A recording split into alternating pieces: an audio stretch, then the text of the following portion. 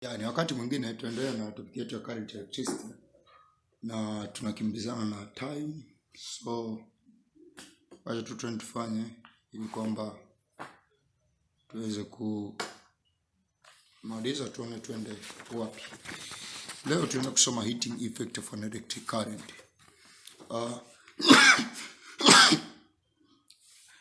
Umeme unapokuwa unapita kwenye kifaa fulani, let's say bulb, unakuta for a certain time bulb inachemka. Ile ni heating effect. Why? It's because kuna energy dissipated. Na ile energy per unit time tunapata power. Unaona? Yaani kuna energy, labda tumesema potential difference ni energy inayokuwa inapotezwa kwenye kifaa fulani, let's say bulb au ni pass au nini, inaitwa potential difference. Sasa ile energy per unit time ndio tunaita power. Unaona? Hasa tukishachukua ile power ndio inapelekea heating effect. Na tutaenda kuona how we can calculate the quantity of heat gained by a conductor or gained by the electrical device when a certain current passes through that conductor in a certain time. Unaona? So current flow is accompanied by the conversion of the electrical energy into other forms of energy. Is accompanied by the conversion of the electrical energy into other forms of energy. Some of these forms are light, sound, and heat. Katika kutransfer electric charge, sometimes unaweza kukuta kuna light energy kama ambavyo inatoka kwenye bulb, sound energy kama kwenye speaker, na heat energy kama ilivyo kwenye pass. Lakini unakuta bulb haiconvert kwenda kwenye light energy tu. Ndio maana nimekwambia after certain time, ukiwa bulb imezimwa muda mrefu unaikuta iko cold. After certain time ya kuiwasha unaikuta hata ukisogelea tunakuwa hot. It's because bulb ina convert kwenda kwenye light energy, but some of the energy is dissipated as heat energy. So in all of these cases, part of the electrical energy is converted to heat due to the resistance of the circuit components. Due to the resistance of circuit components, some of the energy in these processes is converted, into heat energy. Kwa kutokana na resistance ya circuit component, baadhi ya energy inakuwa converted kwenda kwenye heat energy. In fact, a bulb lights because the filaments gets heated. Kwa hiyo bulb huwa inawaka kwa sababu ya filament kuwa heated. Na hapa tuzungumzie hizi bulb za gas kama nitrogen ambazo zinatoa mwanga mweupe. Tunazungumzia incandescent bulb. Incandescent bulb ni mfano wake ni kama zile bulb za pikipiki, zinatoa mwanga fulani kama wa njano hivi. Tunaziita ni incandescent. Zinatoa mwanga fulani kama wa njano hivi. So they are called incandescent bulb. So incandescent bulb zenyewe zinawaka kwa sababu ya heating effect of an electric current. Kwa filament inakuwa heated then inatoa mwanga. The heating effect of electric current is observed in electric kettles, yani katika majiko ya umeme, electric ions katika pasi za umeme, electric fires katika moto wa umeme, among others. Pia kuna mazingira mengine. So kuna experiment hapa to investigate the heating effect of electric current, lakini mimi sita discuss. Simply tu unaweza kaangalia hata nyumbani kwako, ukiwasha bulb unakuta ilikuwa cold, after certain time unakuta bulb imechemka. That is heating effect of an electric current. Now factors that determine the quantity of heat generated by electric current. How much quantity of heat will be produced by that electric circuit? Unaona? Sasa kuna experiment pia hapa ambayo hatutaifanya, lakini the quantity of heat generated in a conductor by an electric current depends on the resistance of the conductor. Inategemea kwa resistance ya conductor. The magnitude of current and the length of time the current passes through the conductor. Inategemea kwenye resistance of the conductor, magnitude of current, ziangalie hizo factor. Resistance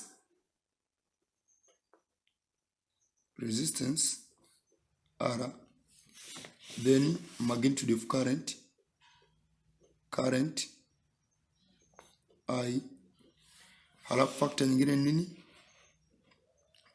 Length of time the current passes through the conductor, time T. Unaona?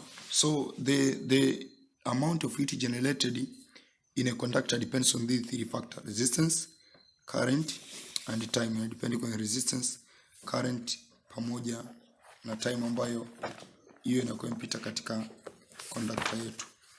Kwa hiyo sasa When identical pieces of constantan wire and copper wires are connected in the series to the source. Actually hapo utakuta kuna maelezo mengi, lakini hayo yote sisi hatuna haja nayo. Nini kilitokea kwenye experiment tunaachana nayo. Tunataka kujua results, how these factors they relate. So finally, it will also be found that when an equal current is passed through a conductor for a long time interval, the heat produced will be more. Unaona? So the heat produced by electric current is direct proportional to the time that the current passes through the conductor.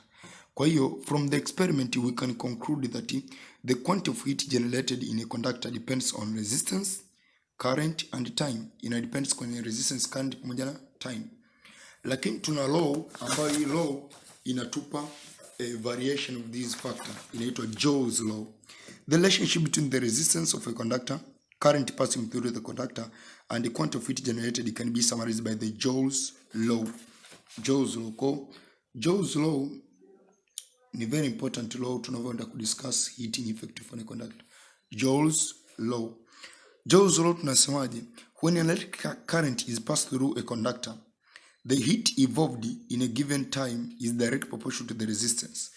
Quantity of heat is direct proportional to the resistance, and then direct proportional to the resistance of the conductor in ohm multiplied by the square of the current in ampere, then multiplied by I square. Unaona? So quantity of heat, quantity of heat Q is direct proportional to R, then current I square. Unaona? This is the summarization of the Joule's law. Quantity of heat produced in a conductor when an electric current passes through it is direct proportional to the resistance of the conductor times the current passing through it, the square of the current passing through it. So consider a conductor with which a current I flow for a time t, driven by a potential difference V maintained at its end, driven by a potential difference V maintained at its end. So the quantity of charge Q that flow in time is given by Q is equal to I t, that is a quantity of charge. Hiyo ni quantity of charge. Quantity of charge Q is equal to current times time. Hii ni charge. Q niliweka hapa ni heat, ambayo katika Joule's law huwa anapenda kutumia H. So tukuwekea labda H is direct proportional to R I square. Pengine unaweza ukatuelewa kwa urahisi. H ni nini? Ni heat. Ila Q ni quantity of charge. So since the potential difference is work done per unit charge, work done per unit charge on the charge is given by a potential difference. Kwa hiyo maana yake itakuwa work done is equal to quantity of charge voltage, quantity of charge V. Unaona? Ambayo work done itakuwa sawa na I then time then V. Unaona? Work done sana I time then V. Tuite hapa equation 1. From there, this is the work that is converted to heat, and so the heat H developed in the conductor is given by, so heat developed in the conductor H is given by V then I time, Vi then time. We can call this equation 2. This is the heat generated in the conductor. Sasa from there, applying Ohm's law. To apply Ohm's law, we can write this in different ways, na bado ikaleta maana ile tunaweza kuapply hiyo katika different ways. Tukiapply Ohm's law hapa, Ohm's law itakuwa V is equal to I R. Unaona? According to Ohm's law. Kwa mfano hapa huyu V is equal to I R unaweza kumuingiza pale, akawa H ni sana I R then I T. So H itakuwa sana I square R T, equation ya pili hapo. Lakini tena V is equal to I R, H inaweza kuwa sana, maana yake current I yule pale, current I is equal to V divided by R. So H inaweza kuwa sana V, then from there it's V divided by R, then time. So H akawa ni sana V square time divided by resistance R. Hizi ni equation mbalimbali ambazo zinakuwa zina maana moja. Kwa ukikuta equation ya tatu na equation ya kwanza na ya pili zina maana moja. So H can be expressed in different ways. Heat. It can be H is equal to VIT. It can be H is equal to I square R T, or H is equal to V square divided by R T. Depends on the quantities ambazo mpewa kwenye swali. Kwa kama hujapewa current unatumia voltage hizo kutafuta heat ambayo umeambiwa. The above expressions are summarized the summarization of the Joule's law ambayo tusema when electric current is passed through a conductor, the heat evolved in a given time. Heat evolved in a given time is the proportional to the resistance of the conductor in ohm, then multiplied by the square of the current. So actually this one is not the expression for Joule's law because it does not involve time. Heat evolved in a given time, unaona, na ndio maana unakuta hapa itakiwa iwe ni R then I square time kwa sababu ni heat evolved in a given time. Tutakiwa tu multiply by time, so H inaweza kuwa ni R I square T ambayo ni hii hapa equation number B, R I square T, lakini tumeshaona derivation how tumefika hapo. Tuone solve example katika hii part ya Joule's law na jinsi ambavyo tunatumia hizo equation. A resistance of 100 ohm, resistance R is equal to a 100 ohm, is connected across a battery of 12 voltage. So voltage is 12 volt. How much energy is dissipated across the resistor in 5 seconds? Time is equal to 5 seconds. Remember katika hii swali letu tujapewa current and there is no need to calculate current. Kwa sababu gani? Katika equations za heat tunazo tatu. Tuna heat is equal to I square RT, tuna heat is equal to VIT, na tuna heat is equal to V square divided by R then T. So kwa sababu kwenye hii haina current, tutatumia equation hapa ambayo tayari tuna detail zote. So the quantity of heat produced will be equal to V square, that is 12 square, times time ambayo ni 5 second, gawanya kwa resistance ambayo ni 100. So tutaweka calculator hiyo. Tunachukua ngapi? 12 square mara 5, alafu tunagawanya kwa 100, tunapata 7.2. H ni sana 7.2 joules. Kwa hiyo ndio inakuwa heat ambayo imekuwa produced hapa. Unaona, hayo ndio maswali ya heat effect. A bulb draws a current of 0.5 ampere.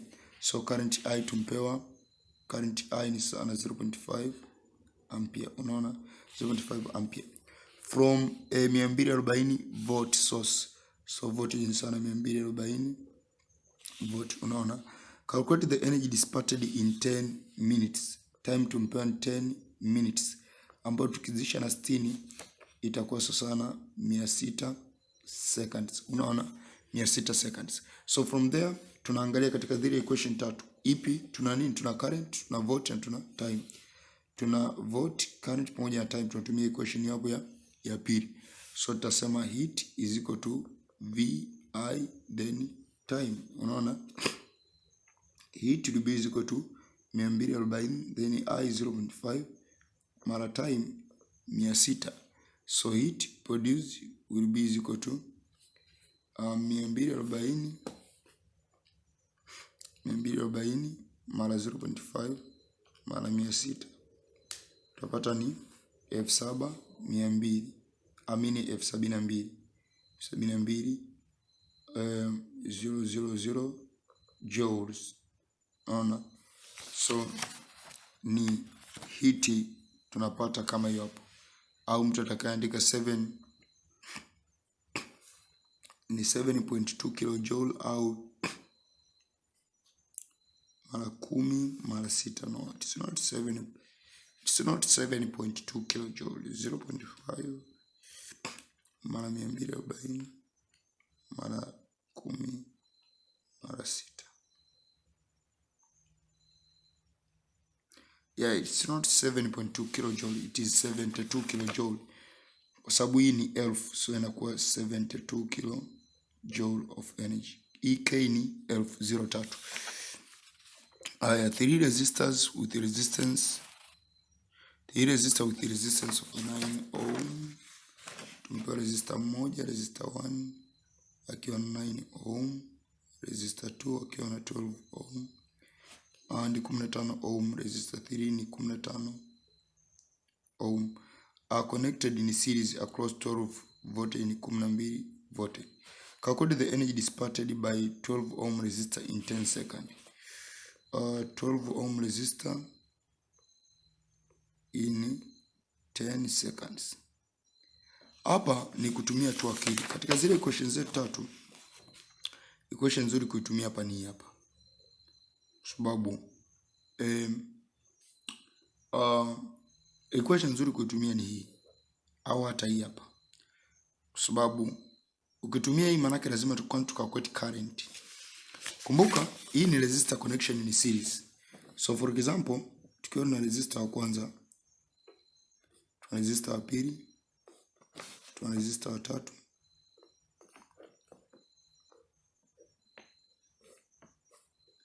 so kama hapa tuna 9 ohm, pale tuna 15 ohm, pale tuna 12 ohm. Manake current itakayopita hapa, current tuisema ni kama mto. Unaopita hapa lazima itapita ile ile. Kama ingekuwa ni parallel ndio ingechagua. Kwa hiyo kilichopo ni kwamba current itakayopita hapa na hapa na hapa ni moja. Tunachotakiwa kutafuta kwanza hapa ni current, ili kwamba tukishapata current tunachagua sisi equation ya kutumia. Unaona? Kwa hiyo kwanza tukalculate effective resistance. R2 tutakuwa sana R1 plus R2 plus R3, since the resistors they are connected in series. So 9 plus 12 plus 15, hiyo utapata ni 9 jumlisha 12 ni 21. 9 jumlisha 12 21 jumlisha 15 36 ohm. Unaona hiyo total resistance. So from ohms law, V is equal to I R. To get the current, I is equal to V divided by total resistance. I will be equal to V ambayo ilikuwa ni ngapi? 12 volt gawanya kwa 36. So I itakuwa sana 12 gawanya kwa 36. Tutapata ni 0.33 ampere. Unaona 12 gawanya kwa 0.36. 12 gawanya kwa 36. Ya niyo hapo jibu. Unaona tukishapata hii current, hii ndio current inayopita kwenye resistor zote. Kwa kumbe tutakuwa na resistance, tulipewa resistance ni 12 ohm. Current tuliyopata ni 0.33 ampere. Unaona na time pale tumepewa ni 10 second. So we can use the equation heat is equal to I square R then times time. Unaona so heat is equal to I square ambayo ni 0.33 then square mara R ambayo ni 12 mara time ambayo ni 10. So we can get the answer, then we can square rather than mara 12 mara ngapi? Mara 10. So tutapata ni 13.33. Heat is equal to 13.33 joule. Kwa hiyo 0.3 mara 12 mara 10. Anyway, amepata jibu jingine, lakini nadhani unaweza kaona ni wapi ambapo tumetofautiana. Current tulipata ya 0.33, yeye alitumia 0.3 direct. So alitumia 0.3 akaisquare ikawa 0.009 mara ngapi? Mara 12 mara 10 mara 12 mara 10 ikawa ni 10.8, ambazo tumpata 13 kwa sababu tutumia 0.33 afu tukasquare. Kwa hiyo one decimal place for your level is sufficient kuweza kujibia maswali kama haya. Kwa hii tunazungumzia heating effect. Yani heat inayokuwa produce kwenye conductor fulani. Hii ni heating effect. Na maswali yake yanatoka kama hivyo hapo maswali yake.